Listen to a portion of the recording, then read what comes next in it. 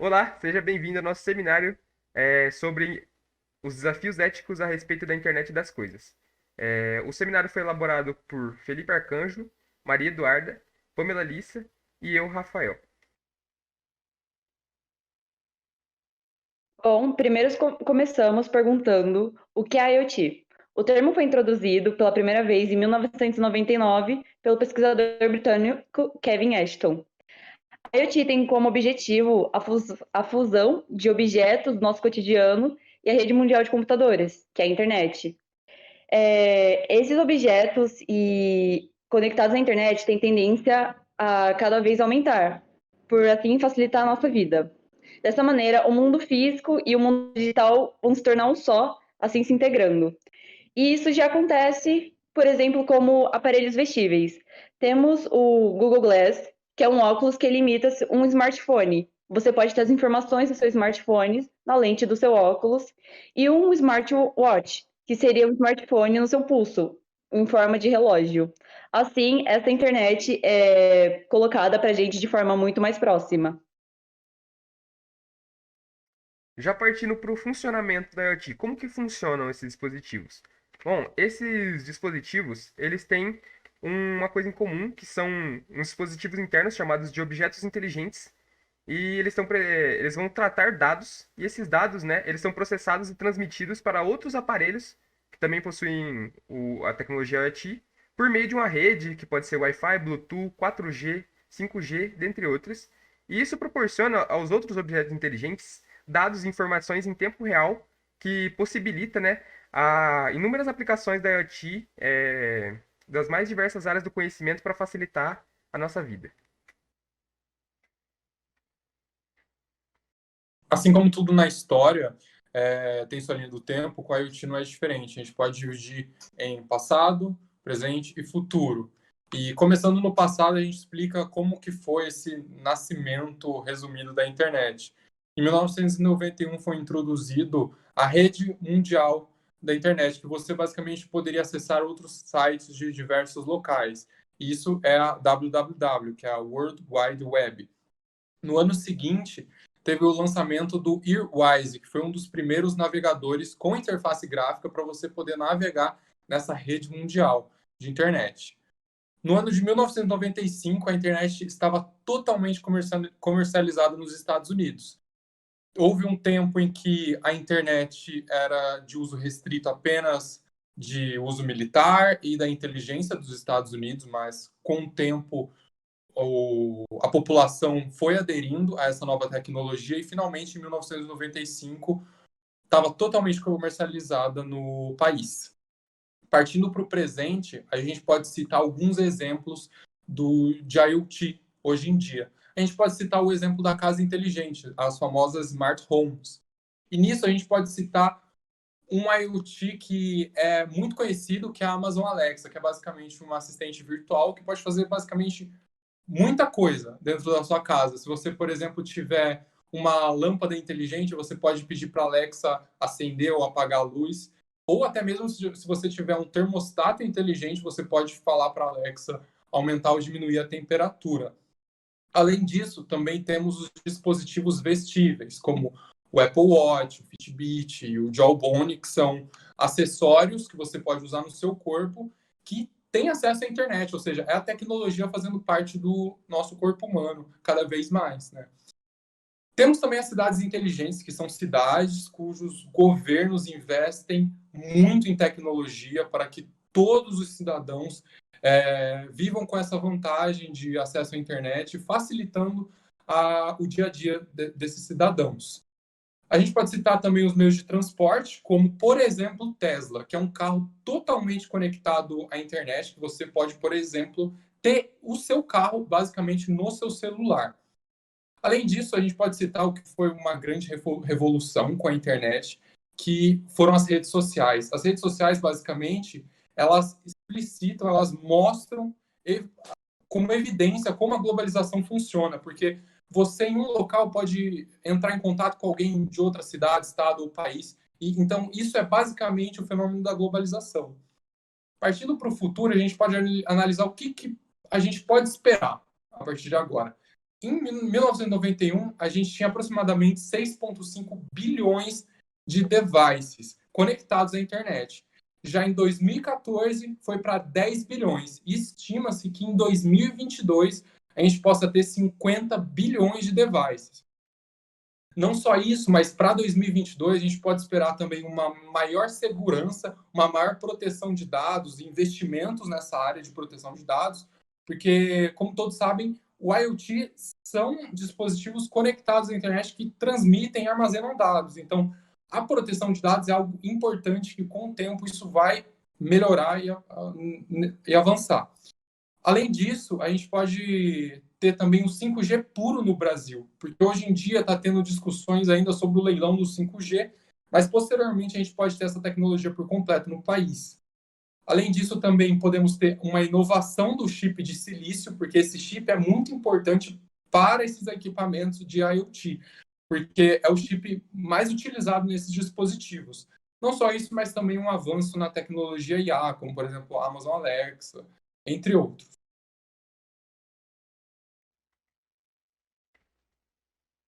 Bom, por que então ela é necessária? A IoT ela tem o intuito de interligar com a internet as nossas ferramentas mais recorrentes, colhendo informações no tempo real para poder auxiliar as pessoas no dia a dia, tornando as suas rotinas muito mais simples, eficazes e capazes de solucionar os problemas e as necessidades.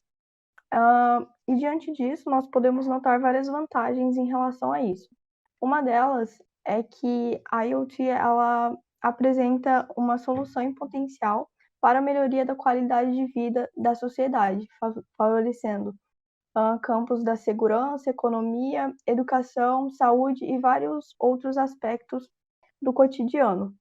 Um dos exemplos muito visto hoje e que foi bem aderido pela sociedade é o smartwatch, que é um dispositivo conectado à nuvem e que várias funções presentes nos celulares, por exemplo, é possível nele, além da inovação da monitoria da saúde do usuário, como batimentos cardíacos e controle da quantidade de calorias gastas.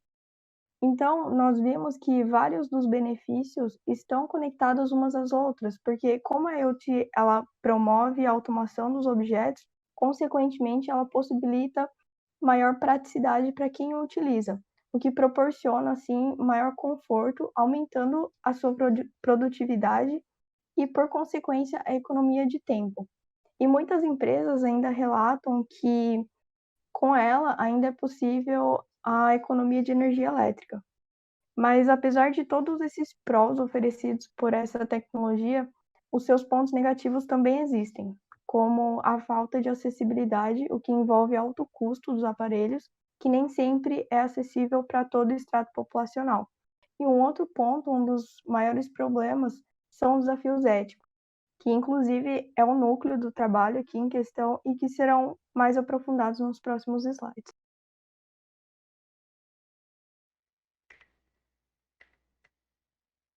Bom, com tantos avanços proporcionados pelo IoT, vem também os desafios éticos e, sobretudo, os desafios em torno da privacidade e no campo de dados.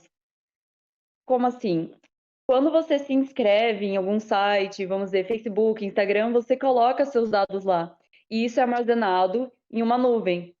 E eles têm lá sua orientação sexual, seu sexo, sua idade, sua altura, vários dados sensíveis pessoais seus. E isso pode acontecer de vazar, ser vendidos e, principalmente, infringe a Lei Geral de Proteção de Dados. E caso isso acontecesse, acabaria se tornando um problema em nível global. Bom, dentre esses desafios, né, estão entre eles a dependência do usuário, ou seja, como esses dispositivos eles estão cada vez evoluindo mais, a sociedade, os usuários estão cada vez mais dependentes também dessas tecnologias e cada vez mais viciados, digamos de certa forma.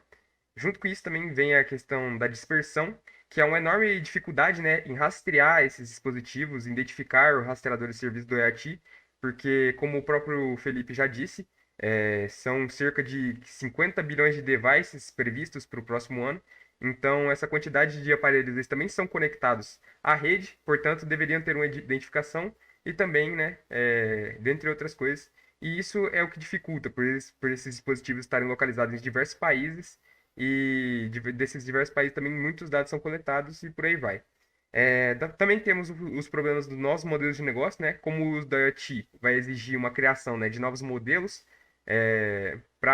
com o avanço da tecnologia, as empresas vão fazer diferentes tecnologias, diferentes jeitos de trabalhar os dados, e para a junção disso tudo, esses modelos seriam meio que exigidos para poder os dispositivos diferentes de empresas diferentes poderem funcionar juntos também.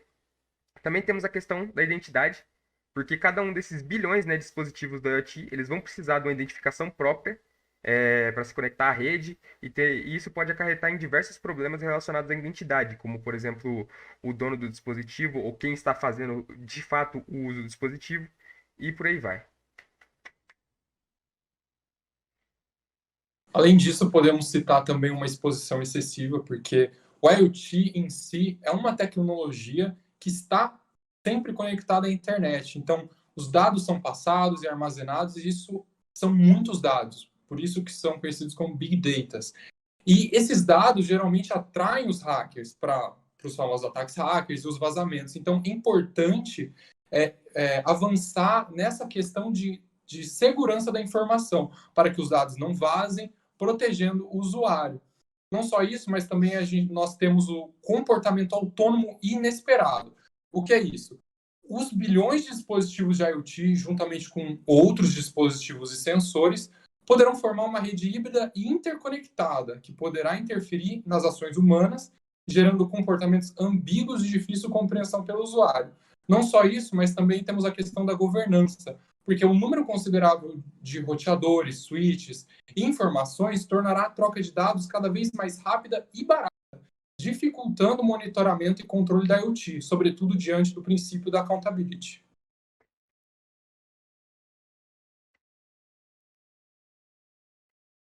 Então, diante de tudo isso, para concluir, de modo a enfrentar todos esses desafios e viabilizar um crescimento ordenado e seguro da IoT, muito se tem discutido sobre a moral e a ética.